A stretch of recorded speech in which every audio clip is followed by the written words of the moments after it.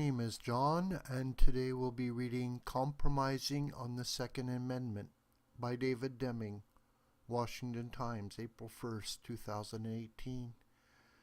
David Deming is a professor of arts and sciences at the University of Oklahoma and author of the series Science and Technology in World History. For years we have been subjected to an endless barrage of claims that the NRA and the gun lobby stubbornly resist any compromises on new gun control legislation.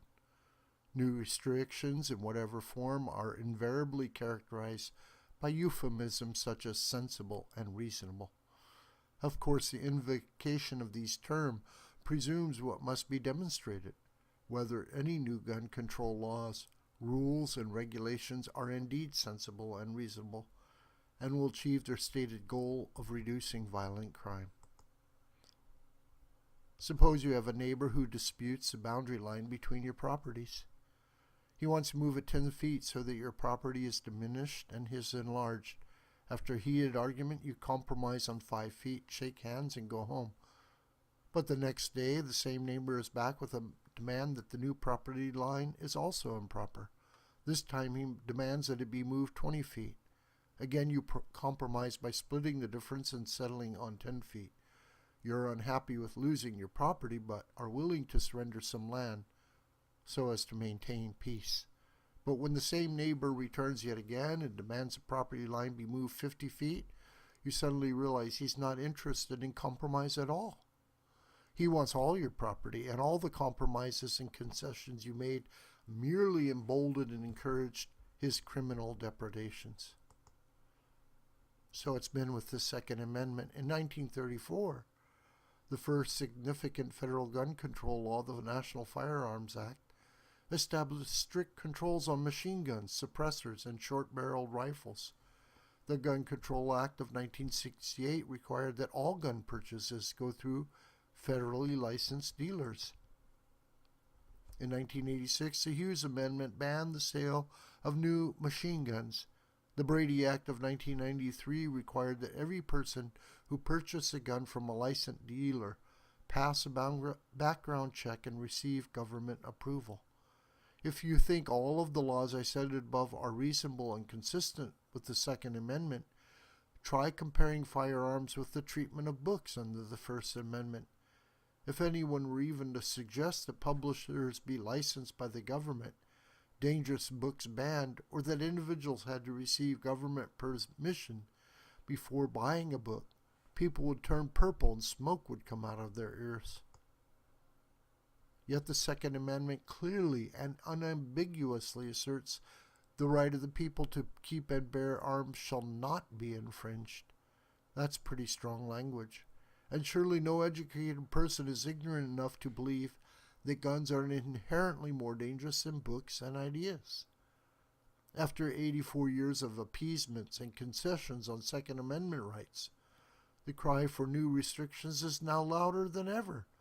It ought to be apparent that the only thing we have achieved is encourage further encroachments on our liberties and our rights. Furthermore, no prohibition on firearms has ever achieved its stated goal of reducing crime. There's something else afoot. The claim that we must have gun control to reduce crime is an utterly transparent lie. There are about 500,000 legal machine guns in private hands in the U.S. I can't recall a single instance in which one of these weapons was ever used in a crime. Yet new sales were completely banned by the 1986 Hughes Amendment. Why? According to the FBI in 2015, 6,447 people were killed by handguns. The total number of people killed by rifles of all types was only 252. Less than half the number of people, 624, murdered by means of hands, fists, and feet. Yet the current obsession is not to ban handguns, but to outlaw AR-15s and other semi-automatic rifles. The chasm here between rhetoric and reality ought to tell you immediately that the true goal is not to reduce homicides, but to destroy the constitutional militia that is the ultimate safeguard of liberty and constitutional order. If the Second Amendment goes, the United States is done. And if we're honest with ourselves, we would admit that half the Second Amendment has already been whittled away. Can we compromise on guns? Of course we can. From the ratification of the Bill of Rights in 1791 through the implementation of the National Firearms Act in 1934, we had a solution that worked. People were allowed to purchase any gun they wanted, but those who misused them were punished. We can compromise on firearms, but never on fundamental liberties. This video is a production of School of the White Crane. My name is John Brook, and you can reach me through commentary on this video or through my Gmail listed here. Please share this video with family and friends and on social media. May God richly bless you.